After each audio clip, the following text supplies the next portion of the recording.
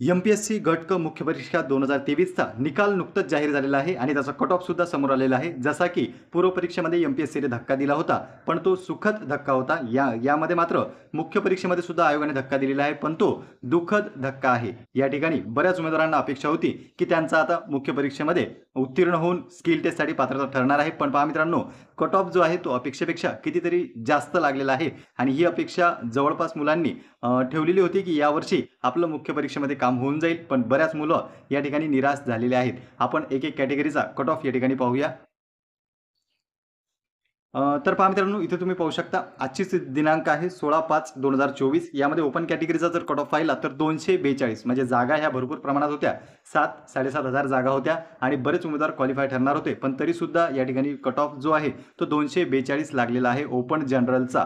आणि इथे आपल्याला असं दिसतंय की जागेचा काहीच परिणाम झालेला नाही किंवा या कट ऑफमध्ये म्हणजे या लिस्टमध्ये जे उमेदवार आहेत ते कितीतरी परीक्षांमध्ये या ठिकाणी उत्तीर्ण झालेले आहेत. पण आयोगाच्या बऱ्याच परीक्षा झालेल्या आहेत, निकाल लागलेले आहेत, अजून नियुक्त्या उमेदवारांना मिळालेल्या नाही आणि त्यांचे नावं सुद्धा यामध्ये दिसतात आपल्याला. मग ते PSI मध्ये लागलेले असो की राज्यसेवेमध्ये लागलेले असो, ज्या नियुक्त्या बाकी आहेत त्यांचे नावे सुद्धा या मुख्य परीक्षेच्या लिस्टमध्ये आलेले आहेत. असे कितीतरी प्रश्न आहेत की नियुक्त्या मिळालेल्या नाहीत, रिझल्ट लागलेले नाहीत किंवा ऑप्टिंग आउटचा प्रश्न सुद्धा सुटलेला नाही. त्यामुळे उमेदवार जे आहेत ते रिपीट होताना आपल्याला दिसतात. 40 ते 50 हजार उमेदवारांची संख्या अशी आहे की जे आणखी रखडलेले आहेत आणि ते सुद्धा या मेन्सला बसले होते, ते सुद्धा स्किल टेस्टमध्ये पात्र ठरलेले आहेत. म्हणून पहा मित्रांनो, या ठिकाणी ओपन जनरलचा कट ऑफ हा 242 लागलेला आहे. एवढ्या प्रमाणात जागा असून सुद्धा कट ऑफ मात्र हाय गेलेला आहे. नंतर पहा दुसऱ्या कॅटेगरीचा जर आपण कट ऑफ पाहिला एससीचा, तर तो सुद्धा 194 वर लागलेला आहे जनरलचा आपण पाहतोय फिमेल स्पोर्ट एक्स सर्व्हिसमॅन, याचा तुम्ही स्क्रीनशॉट घेऊ शकता. नंतर पहा एसटी कॅटेगरीचा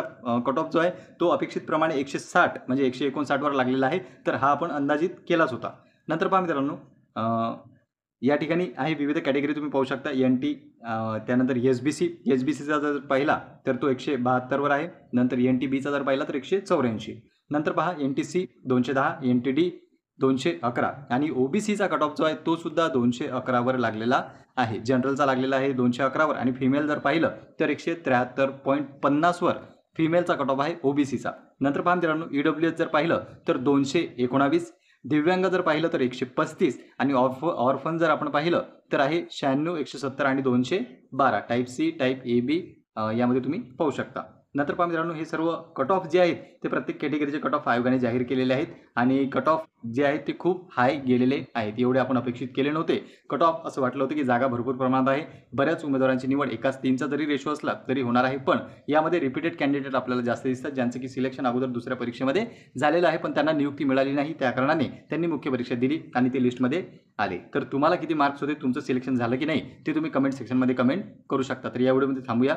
धन्यवाद.